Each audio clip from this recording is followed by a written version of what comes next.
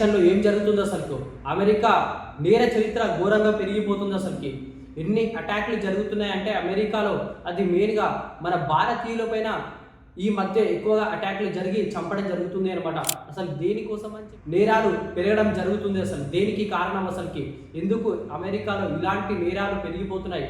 System ప్రాబ్లమా లేకపోతే police వ్యవస్థ ప్రాబ్లమా ఏదో కానీ అర్థం కావడం లేదు. కానీ ఈ నేరాలు మాత్రం పెరిగిపోతున్నాయి అన్నమాట. చాలా 3 days బ్యాక్ మళ్ళీ ఇలాంటి ఒక సంఘటన చోటు చేసుకుంది. అసలు ఘోరమైన సంఘటన చోటు చేసుకుంది. భారతీయ సంతతికి చెందిన చంద్ర నాగమల్లయ్య అనే వ్యక్తిని ఒక క్యూబన్ దేశానికి సంబంధించిన వ్యక్తి అతి ఘోరంగా నరికి చంపడం జరిగింది. అసలు అంత కోపాన్ని ఎందుకు పెంచుకున్నాడు అతను? అంత ఘోరంగా నరికి చంపాల్సిన అవసరం ఏమొచ్చింది ఆ చంద్ర నాగమల్లయ్యను? ఈ చంద్ర నాగమల్లయ్య మన కర్ణాటకకు చెందిన వ్యక్తి అనమాట. ఆయన బతుకు తెరువు కోసం అని చెప్పి అమెరికా వెళ్ళాడు. ఎవరైనా ఇంత పుట్ట కోసం అని చెప్పి కొద్దిగా సంపాదన ఏర్పాటు చేసుకొని వాళ్ళు లైఫ్లో సెటిల్ కావాలని చెప్పి పొరుగు దేశానికి వెళ్తూ ఉంటారు. అలాగే ఈ చంద్ర నాగమల్లయ్య కూడా అమెరికాలోని డల్లాస్లో ఒక పనికి కుదిరి ఆయన అక్కడే పనిచేస్తూ ఆయన కుటుంబంతో సహా అక్కడే జీవిస్తూ ఉన్నాడు అనమాట. ఆయన అక్కడ ఒక మోటెల్లో మేనేజర్గా పనిచేస్తున్నాడు. మోటెల్ అంటే ఈ లాంగ్ డ్రైవ్స్ కానీ ట్రావెలింగ్ టైంలో కొద్దిగా ఫ్రెష్ కావడానికి సంబంధించిన ఏరియా అనమాట. వాషింగ్ మిషన్స్, ఫ్రెష్ బాత్రూమ్స్ అన్నీ ఉంటాయి అనమాట. దాన్ని మోటెల్ అంటారు. అక్కడ దానిలో మేనేజర్గా పనిచేస్తున్నాడు. ఆయన కింద పనిచేసే ఎంప్లాయ్ ఈ యార్డినెస్ కోబోస్ మార్టినెస్ అనమాట. ఈయన క్యూబన్ దేశానికి సంబంధించిన వ్యక్తి అనమాట. ఇతనికి ముందుగానే నేర చరిత్ర ఉంది అని పోలీస్ రికార్డులో తెలియదు అనమాట. ఆయన అలాంటి వ్యక్తిని అసలుకి ముందుగా అమెరికా అసలు అతనికి ఇమిగ్రేషన్ ఎలా చేసింది, అసలు దేశానికి రావడానికి ఎలా పర్మిషన్ ఇచ్చింది, అసలుకి ఆయనకు నేర చరిత్ర ఉందా లేదా ఒక వ్యక్తి కానీ ఎందుకు ఎంక్వైరీ చేయలేదు అసలుకి మెయిన్గా అమెరికా. ఇది ఒక మైనస్ పాయింట్గా చెప్పుకోవచ్చు మనం అమెరికా దేశానికి. అయితే ఈ చంద్ర నాగమల్లయ్య అక్కడ మేనేజర్గా పనిచేస్తున్నాడు. అతని కిందనే ఈ కోబోస్ మార్టినెస్ ఎంప్లాయీగా పనిచేస్తున్నాడు అనమాట. అయితే వీరికి సంబంధించిన సంభాషణలో వీరిద్దరికి మాట పెరిగి ఈ మర్డర్కు దారి తీసిందని చెప్పి పోలీసులు వ్యక్తం చేస్తున్నారు. వాళ్ళ ఫ్యామిలీ మెంబర్స్ కూడా వ్యక్తం చేస్తున్నారు. అసలుకి అక్కడ ఒక వాషింగ్ మిషన్ పని చేయడం లేదని చెప్పి చంద్ర నాగమల్లయ్య ఇంకో ఎంప్లాయీకి చెప్పడం జరిగింది.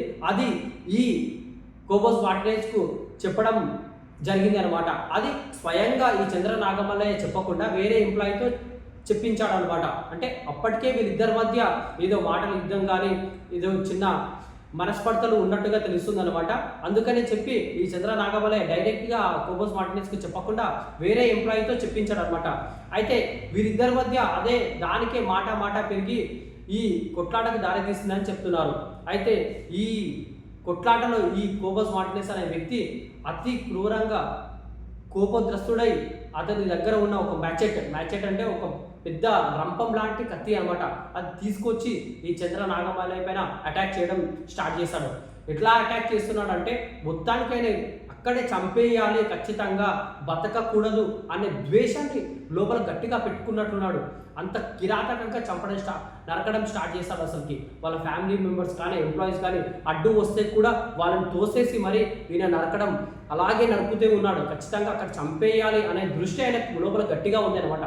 అలాగే నరుకుతూనే ఉన్నాడు. వేరే ఎక్కడే కాదు, హెడ్ దగ్గరే అనమాట. హెడ్ దగ్గరే నరకడం మొదలుపెట్టాడు. అసలు ఆగడమే లేదు. ఆ చంద్ర నాగమల్లయ్య పారిపోవడానికి ట్రై చేస్తే బయటికి వెళ్ళి పార్కింగ్ నుండి వేరే దగ్గరికి కూడా వెళ్ళాడు అనమాట. అక్కడ కూడా ఈ కోబోస్ మార్టినెస్ వెంబడించి ఆ కత్తితో నరకడం అలాగే స్టార్ట్ చేస్తూ ఉన్నాడు. అలాగే నరకడం ఆపడం లేదు.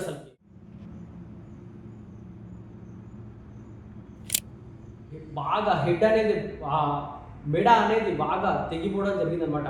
తెగిపోయిన తర్వాత కూడా కానీ అసలు చూస్తూనే అతి భయంకరంగా ఉంది అనమాట. చుట్టుపక్కల ఎవరైనా అతని దగ్గర రావాలంటే కూడా అంత భయంకరంగా నరుకుతున్నాడు అనమాట. అలా నరుకుతూనే ఉంటే వాళ్ళ ఫ్యామిలీ మెంబర్స్ అయిన 18 ఈ చంద్ర నాగమల్లయ్యకు 18 years కొడుకు ఉన్నాడు. ఆయన భార్య కొంది. వాళ్ళిద్దరు ట్రై చేస్తుంటే కూడా ఈ కోబోస్ మార్టినెస్ అసలు వినడం లేదు. వాళ్ళిద్దరిని తోసేసి మళ్ళీ అతను నరుకుతూనే ఉన్నాడు అనమాట. ఎక్కడి తిరిగి ఆయనను చంపేయాలని లోపల కసి బాగా పెట్టుకున్నాడు. వాళ్ళ ఫ్యామిలీ మెంబర్స్ ఎంత ట్రై చేసినా కూడా ఆయనను అసలు వదలలేదనమాట. చంపిన దగ్గర వదలలేదు అసలు, చంపేశాడు లాస్ట్కు. చంపేసిన తర్వాత ఎక్కువగా నరకడం వల్ల ఆ హెడ్ ఏదైతే ఉందో ఆ సపరేట్ అయిపోయింది అనమాట. సపరేట్ అయిపోయిన తర్వాత దాన్ని ఆయన కాలుతున్న 2-3 టైమ్స్ కాలుతున్న పార్కింగ్ ఏరియాలోకి తన్నుకుంటూ వచ్చాడు. తన్నుకుంటూ వచ్చిన తర్వాత పార్కింగ్ ఇందుకు దూరంలో ఒక పెద్ద డస్ట్బిన్ అనేది ఉంది, ఆ డస్ట్బిన్లో వేశాడనమాట. మీకు విజువల్లో కూడా చూపిస్తున్నాను చూడండి, అసలు ఎలా ప్రవర్తిస్తున్నాడో చూడండి. అసలు పార్కింగ్లో ఆ హెడ్ ఎలా పడిందో అక్కడ నుండి తీసుకొచ్చి మళ్ళీ డస్ట్బిన్లో వేస్తున్నాడు.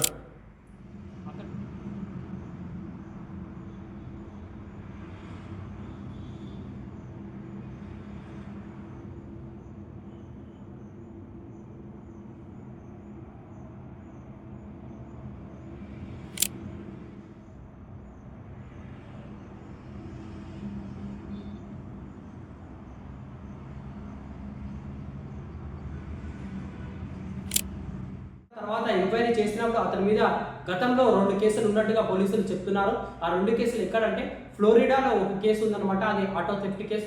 ఇంకోటేమో వేరే ప్లేస్లో ఒక చైల్డ్ అబ్యూజ్మెంట్ కేసు అనేది ఉందన్నమాట. ఇలాంటి నేర చరిత్ర కలిగిన వ్యక్తిని అమెరికాలో రానివ్వడమే తప్పు, అది మెయిన్గా ఒక పనిలో పెట్టడమే తప్పు అనమాట. ఎందుకంటే ఇలాంటి నేర చరిత్ర కలిగిన వ్యక్తులు ఎప్పుడు ఎలా ప్రవర్తిస్తారో వారికే తెలీదు. ఏదైనా చిన్న విషయంలో కూడా క్రోపగస్తులై ఎక్కువగా వేరే పక్కన ఉన్న వ్యక్తులను ఇలాంటి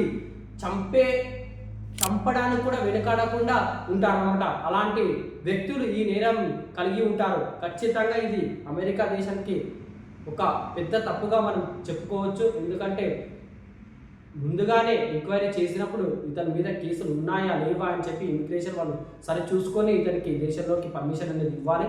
అది అమెరికా చూసుకోలేదు కరెక్ట్గా. కాబట్టి ఇది అమెరికా తప్పే.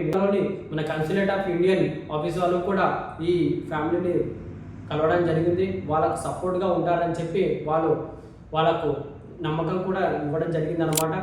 ఇలాంటి హెల్ప్ కావాలన్నా అక్కడ ఏరియాలో ఉన్న డల్లాస్లోని వ్యక్తులు కానీ ఈ కన్సులేట్ ఇండియన్ ఆఫీస్ కానీ వాళ్ళు కూడా సహాయం చేస్తారని చెప్పి ఈ ఫ్యామిలీకి ధైర్యం చెప్పడం జరిగింది. అలాగే ఈరోజు శనివారం, ఈరోజు అంత్యక్రియలకు ఇలాంటి ఫండ్ కావాలన్నా కూడా వాళ్ళే సరి చేస్తారని చెప్పి అమెరికా నుండి మనకు న్యూస్ కూడా తెలిసిందనమాట. ఇది అమెరికా ఖచ్చితంగా ఇలాంటి నేరాలు జరగకుండా ముందుగా జాగ్రత్త పడాలి. ఎవరు ఎలాంటి వాళ్ళు అని ఖచ్చితంగా తెలుసుకొని ఇమిగ్రేషన్ వాళ్ళు పర్మిషన్ ఇచ్చి దేశంలోకి రాని జరగకుండా ఉండాలంటే ఏం చేయాలో ప్రతి ఒక్కరు కామెంట్లో మెన్షన్ చేయండి.